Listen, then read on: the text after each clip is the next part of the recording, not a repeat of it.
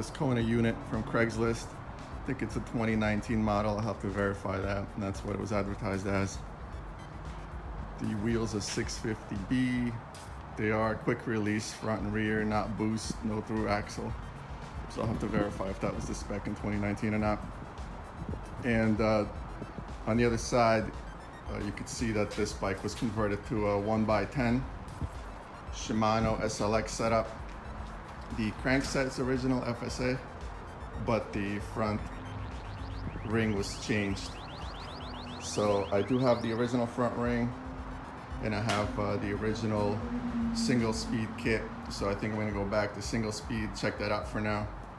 The other thing that was changed is this RockShox reverb dropper post was put on, and the frame does have internal routing capability for that. So that's cool. This post is a little bit long. It's a 150 on a medium sized frame. So it's just a little bit too long for me. Not that that's any serious problem, because you could set it at whatever height you want. But what's bugging me is, you know, the idea of the bike to me was simplicity. And now we have all these cables everywhere, you know, shifter cables, dropper cables. So I think I'm gonna strip it back down and try to go single speed, original style, and see how I like that first. I did take it out for a quick ride today, about 8 miles on paths, some paved, some not. But what I will say is, even though it's advertised as a bike packing type of rig, you know, we're in that family, it's very stretched out. Again, this is a medium. It does have a longish, to me, top tube. You could see the geometry of, you know, how much space there is between the front wheel and the down tube there. So it is kind of stretched out. The other thing is the steer is cut, and I think that's probably from the factory. There's only, looks like 20 millimeter spaces above, and I have a 5 millimeter, sorry, below the stem, and then 5 millimeter above. So I think I'm gonna flip this spacer down below, give me a little bit of a rise. And these handlebars are super wide, again, in the mountain bike style, and very wide, very flat. And so it's kind of an aggressive riding posture. Doesn't work for me. It wasn't my goal with a bike like this. So I'm gonna look into maybe a high-rise stem or some riser bars to get the sitting position way more upright than it is right now. The tires were swapped out to these Supermoto X's by Schwalbe. And I don't know, I don't have anything to say for that. They're fine for me, because the plan is to ride bike paths with my daughter. It's not to go off-road for the moment. So I think these tires will be fine for me, high volume tires. Bike overall looked pretty good. The frame is interesting. I've never seen this up close myself, but it's kind of welded up here, which is rare. You don't see that on chromoly frames typically, right? You just see holes, right? Just thin chain stays and connected up to the bottom bracket. So it's kind of interesting. Bike, like I said, is in decent shape. There is some rust in all the mounting points for the racks. The dropouts, the sliding ones, don't look perfect, but they're okay. So it's just whatever you would expect on the used bike. Also, it was kind of dirty when I bought it, so needed to give it a bath. Tektro hydraulic brakes, front and rear. Front's running a 180 rotor, 160 in the back. See, I don't think there was a ton of mileage on the original bar, because the grips look pretty new. The bar looks very clean and new. So does the stem, so I think whoever's running this probably put a different setup on it. The rims are pretty nice and wide here. These are WTB STI 3.5s. There you go. In there, rim width is 35 millimeter.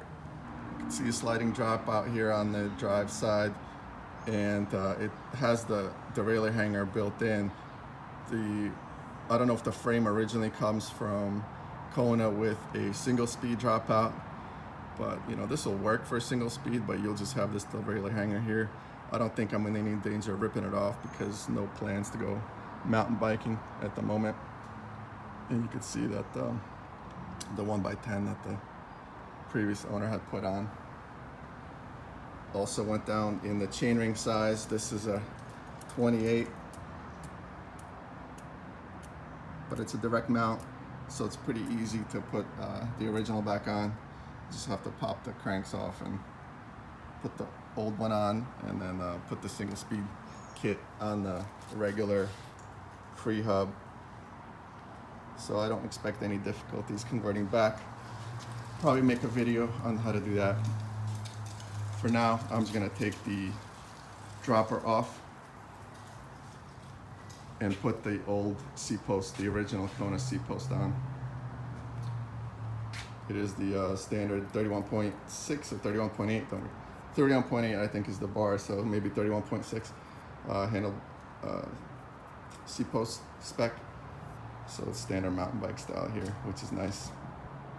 Does have bosses for 3 water bottles, 2 here, a set here, and then a set under the frame right here on the down tube. First riding impressions, again, it's okay. I wasn't blown away. It was the fat tires definitely absorbed the bumps and any imperfections, the gravel, so it rolls pretty good. But again, just that riding position with the low bars, wide bars, didn't do anything for me. I wasn't a fan. Just a few other things I'm noticing, like the front brake line's not tied up, and it's also looks like it's routed the wrong way. I would imagine it typically runs on the inside of the fork. I'm sure Kona doesn't want to cover up their logo on the bike. So just a few little things to fix, you know. Wasn't super well taken care of, but again, the wheels are straight, no noises coming out of it really. So I think I'm fairly happy. I got a decent deal on it. Again, not blown away with the bike so far, but maybe with a few adjustments, it's gonna do what I want it to do, which is just to be a great bike to chase my daughter around. She's 5, she's on a single speed 16-inch bike, so I'm gonna be fair and be on a single speed bike myself. All right, let's do the seat post. All right, so to take the dropper post off, I haven't had to do this before, so I'm just gonna try to learn as I go along. When I look at the lever side, the control side, I don't see any way to release the cable from here, right? So because I would need to pull the cable out through the frame. So what I'm gonna do is I'm gonna take the C-clamp off, pull the post out, and just see how the cable attaches at the bottom of the C-post. And hopefully I can remove the attachment point there and then slide the cable out from the bottom. Clamp is a 4mm, I'm gonna loosen that up.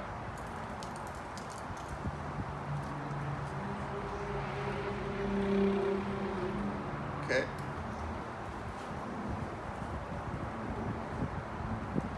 I've loosened the C-clamp up, and I'm going to just release all the zip ties here so that I could feed more slack up and pull the C-post out.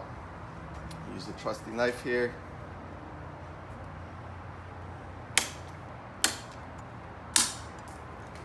All right.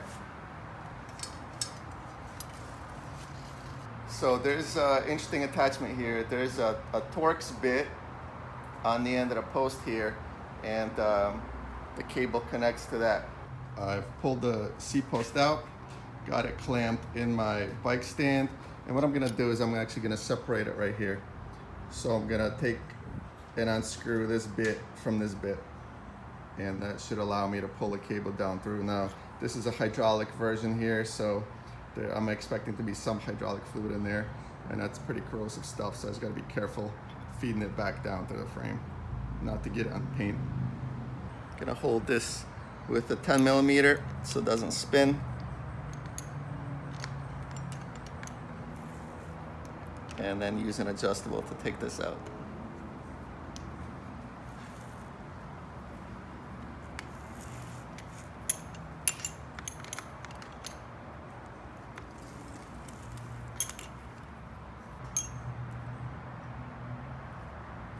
All right.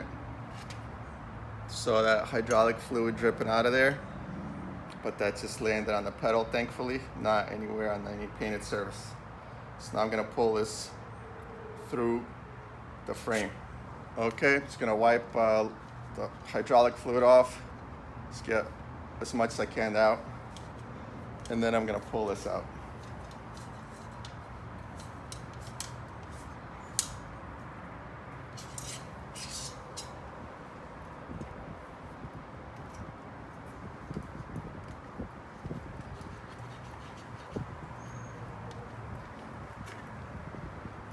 All right, we're free. Now all that remains is to remove the control up at the lever. At the control side here, it's a Torx bit. It's a T25. So I'm just gonna loosen that up. Thankfully, I don't need to take the grip off or do anything else because it is hinged setup. So once I remove this bolt, the hinge will open, I can remove the control.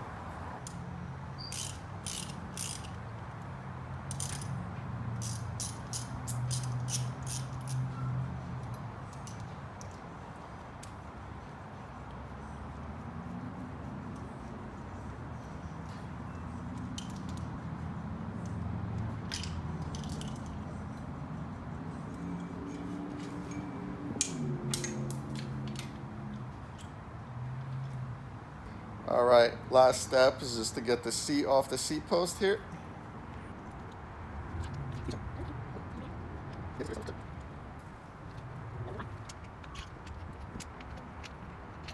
The old post's been removed.